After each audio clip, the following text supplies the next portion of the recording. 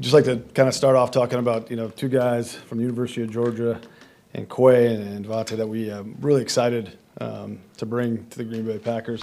They obviously come from a very strong culture at Georgia, very winning program there, and I think they're going to, certainly help our football team. So with that, I'll take any questions. That's 3 Bulldogs in 1 year. Yeah, how about that? Right, you're not the Southeast area scout anymore. Right, yeah. Well, we kept the G on the helmet, so we figured that's easy. So that's no, but obviously they've had a lot of success down there in Athens. These guys were 2, really prototypical fits, not only as players but as people that we wanted to bring in the building. We're really excited about that. Quay said that Devonte ate up a lot of blocks for him at Georgia. What did you see on film on how those 2 kind of tandemed each other, and how do you think they'll play off Right. each other in this defense? Well, obviously they were 2 of many, on that defense, right? I mean, you saw a ton of them go tonight, and there's more coming, in the next few drafts. So they were a couple of many. But I think, the 2 things with these 2 particular players, and obviously they're different, but their speed and explosiveness is off the charts. And I think their ability to create havoc, in the run game and in the passing game, I think is just the all-around nature of those players was something that really drew us to them. There was a pass rusher there at 22, Johnson. Why'd you go with Walker over him? Again, I'm not going to speak on another player, but what I will say is, I think, Quay was a guy early on in the process. Pat Moore did a great job. He really handles that area. And we identified him very early, kind of in the process, as a guy that would be an excellent fit. We kind of thought we'd have an opportunity to take him, but I just think it's been a while since we've been able to stay in certain packages with 2 inside backers that we think can handle everything in the run defense and in the passing game. And I think this really gives our defense a ton of flexibility.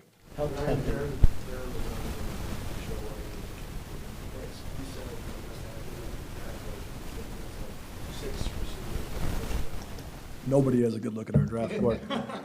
But honestly, So as they started to go, did you try or think about trying to go up and get one of those or no? I think we were through some scenarios. There were some conversations and stuff. I think at the end of the day, we have 4 picks in these first 2 rounds. We felt really good about sitting and picking. We certainly explored some options. There was a little run on receivers there, I think, and once that kind of happened, I think, we were kind of thought we would stay and pick, and that's kind of how it unfolded.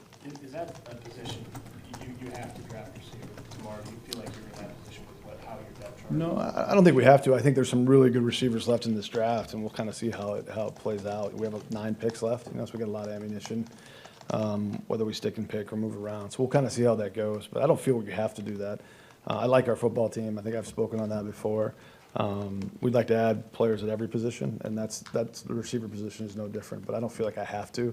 So we'll kind of see how it unfolds tomorrow and on Saturday. Brian, how do you envision Quay fitting into your defense, Mhm. sort of positionally, and what he can do given his versatility? Yeah, he can do a lot of things. I think, one of the things when we looked at if we added a player like Quay, he's got some similarities to Dre.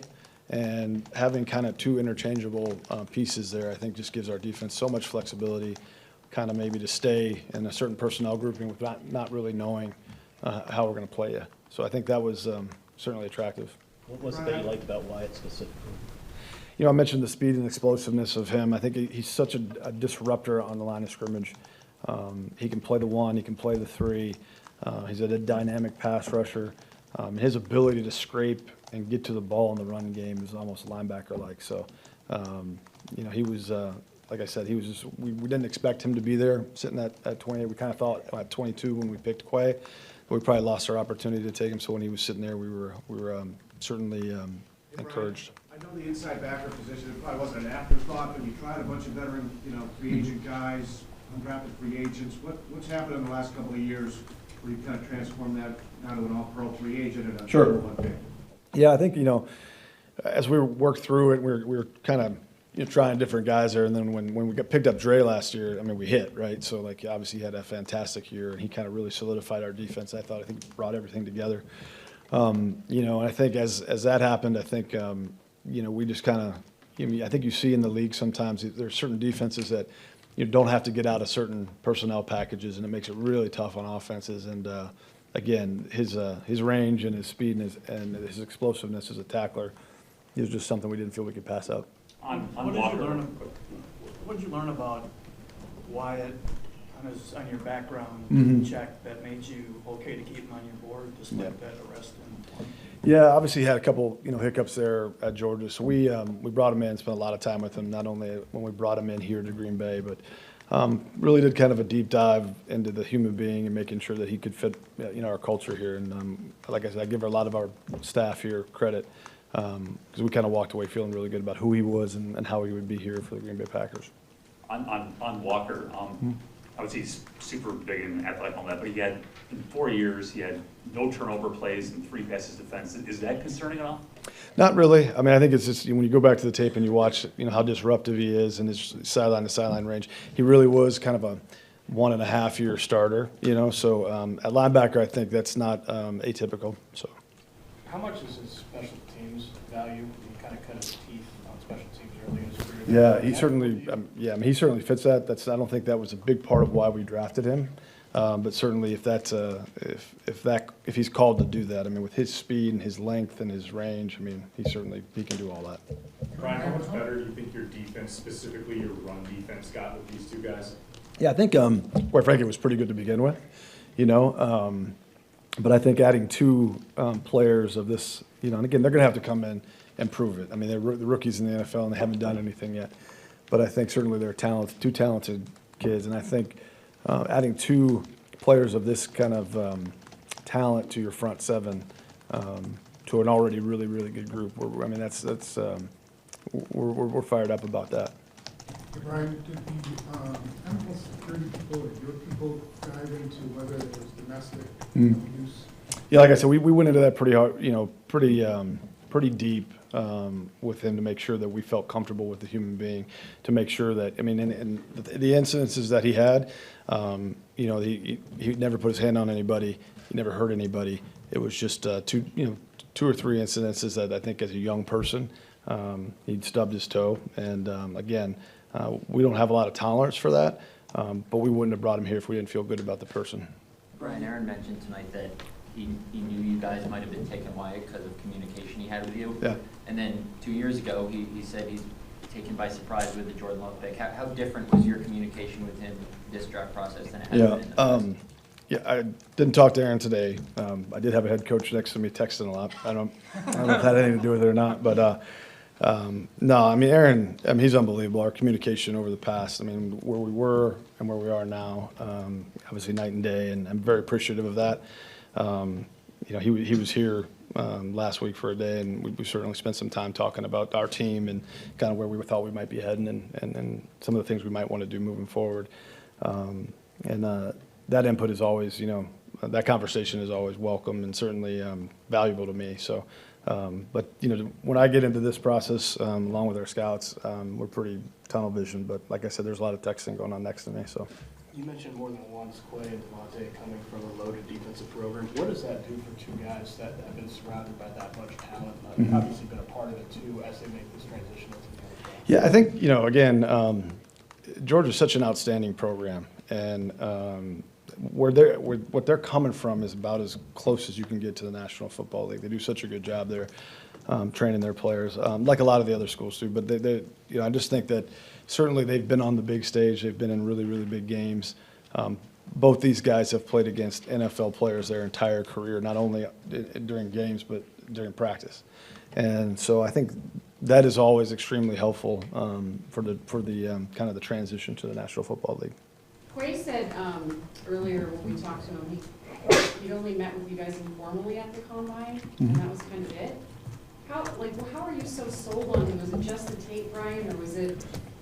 What was the initial impression of meeting him with your staff? Yeah. And it kind of instantly sold you. Yeah. I'll say this: we kind of have a, there's obviously certain guys that we're going to bring in and we're going to get to know really well because we may feel there's a need there.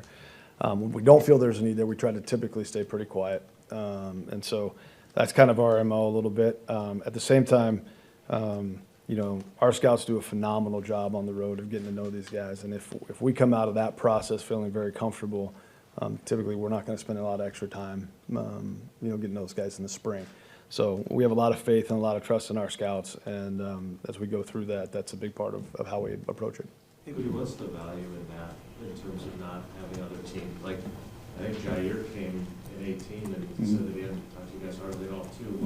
What's the value of keeping the other teams guessing on where you're? Like I said, I think, we do our due diligence, but we do, and some of you guys that have been around here understand our scouting process and how early it starts. But, Ted was on the road a lot, I'm on the road a lot, and very involved in that part of it. So once we get comfortable with a player, our coaches do a great job on some, the interviews that we ask them to do, whether it's at the combine, Zooms, or when we do bring guys in. So, we do like to go under the radar a little bit. And, we've never been a team that sends guys out for private workouts, things like that. We don't really believe in that too much. Again, if we need more, we'll do it, but otherwise, I think we're gonna kind of stay under the radar. Sorry, Brian, what'd you think when Kansas City, when I think they moved up right ahead of you at 21? Did you have any idea what they were doing? Yeah, there's a lot of conversations that are going on, so we kind of had an idea that there's, different teams we always kind of have an idea of what teams are maybe trying to trade, up ahead of us, or, not specifically us, but what's going on. And, I didn't have a particular thought, I think they took a really good player, but I didn't get the sense it was to try to get ahead of us. Brian, you talk a little bit about the flexibility with the linebackers. What do you think you've built with the defensive line, with Reed and now adding Wyatt tonight to Kenny and the rest of that group? Yeah, no, I'm really excited about that front seven. Just the speed we have now. I think we're going to be able to wave some defensive line players in maybe that we haven't had in the past, which is going to keep some guys fresher. So the depth there maybe is a little bit better than we've had in the past, and then in the speed. I just think our ability to cover ground, our ability to take away passing lanes, to rush the passer, affect the passer.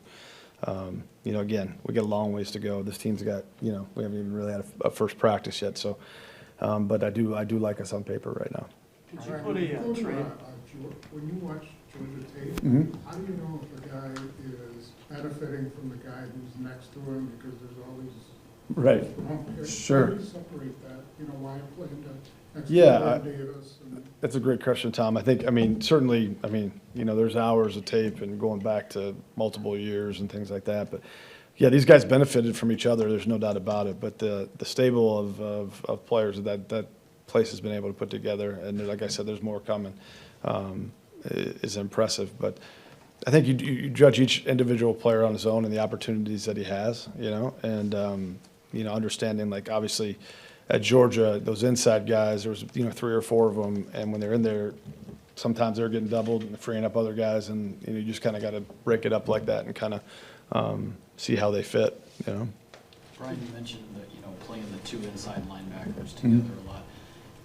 Philosophically, is that something that Joe really wants to be able to do as long as he has the personnel to do it? Is that kind of the feeling you got in that first year? Yeah, great question for Joe. But I think every defensive coordinator would love to have 2 guys that can really run and do the things that the guys that we have can now, and Dre, and so I think, yeah, absolutely. I just think we've talked a little bit about it before, but there's an ability now, maybe for us to stay in base or nickel in certain situations, and maybe we haven't. Again, these guys got to come in here. Quay's got to come in here and earn it and do it. But his skill set is going to hopefully allow for that. So we'll see. Like I said, it's these guys are haven't even gotten to Green Bay and started their NFL career, but there's a ton of excitement about their potential to help us. Did you put a trade bid in with Tennessee? Yeah, I'm not going to talk about the details of any trade bids, but we had a bunch of conversations tonight. There were some things we thought might entice us that didn't at the end of the day. So, I think it was an interesting draft, I think, with the lack of quarterbacks going in the first round.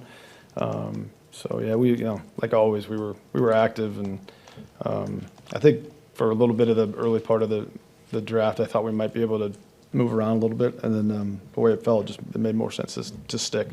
Ryan, you made 7 first-round picks and 6 have been on defense. Is there anything to that? I think it's just the way it fell. Yeah, more. I don't think it's not philosophical or anything like that. I think it's just the way that each draft has fell, taking the best player available. Aaron did make the comment that he thought maybe there was one Justin Jefferson in that group of 6 receivers. Was there one on your board that you thought was worth trying to go up for? There was a couple. There's a few, and again, like I said, that run happened pretty early, and they're really good players. At the same time, I think you got to kind of look at the asking price and does that make sense? Our board was strong from a numbers perspective, so I think at that point, we just kind of decided to stay and pick. So you're not gonna pull yourself into picking a wide receiver tomorrow? No. At the same time, on Monday, you did say that Ted used to say, well, you gotta have some pass catchers. Yeah. You saw 6 go in the first round. You saw 2 teams trade for veteran receivers and pay a pretty hefty price. Philosophically, how do you view that position, and how does the quarterback you have influence how you view that position? Yeah, it's extremely important. Obviously, it goes hand in hand. I mean, good receivers and good quarterbacks. I'll take the good quarterback. I think that's philosophically how I would choose that. But at the same time, having good pass catchers, whether they're wide receivers, tight ends, backs, I think just kind of weapons for him to go to is important. We play in September, and like I said, we got 9 picks the next couple of days, and obviously, a whole summer before we get to that first game. So, I think certainly by the time we get to that first game, we're going to add some way or another to that room. We'll hope, hopefully it'll fall right for us the next 2 days. But if it doesn't, I don't think we can reach and make bad decisions just because they got a WR by their name. Brian, for Quay Walker to go from a small town of 11,000 to where he did by his junior year in Georgia. Yeah. Committed to Alabama.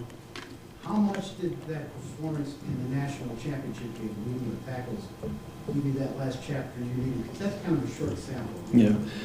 I think it's like with all players, you're looking for where they're trending, right? Like, and watching their progression through their entire college careers. And with Quay, it was just one of those things as you watched him, he was better and better and better, and he just started to take over games at times. Again, they had a ton of talent on that defense, but at the same time, his ability to do the things that we're going to ask him to do here was evident. And, I think the trend of his career wasn't up and down. It was kind of always steady, going, and the more opportunities he got, he certainly took advantage of it. A few more, please. Brian, there are going to be opportunities tomorrow to move around in the second with the quarterbacks, not really having been taken, and I open for more picks. Yeah, I hope so. I do like to move around, and I think that there's areas of the board that I'd like to get to. But you're having this many picks at the top of the draft, which is something we haven't had. It's you feel a little bit better about kind of, hey, if we just stay here, our boards, the guys are going to fall to us. Our numbers are good, and so we'll kind of see what opportunities we have. But having 3 picks tomorrow, I feel like we could stay where we're at and get 3 good players. Of all the drafts you've been a part of, is this wide receiver group the deepest class you've seen? I don't know if I'd say that. There's been some good ones along the way in the 2024 drafts that I've been a part of. That one a couple of years ago, and 20 was pretty good. I didn't. We talked a little bit about this when I talked earlier. I think you're going to continue to see kind of some deep classes. I just think the way the game is played in the college level, the way these kids are growing up through high school, they're just more advanced maybe than they have been in the past. So I think you're going to continue to see that a little bit.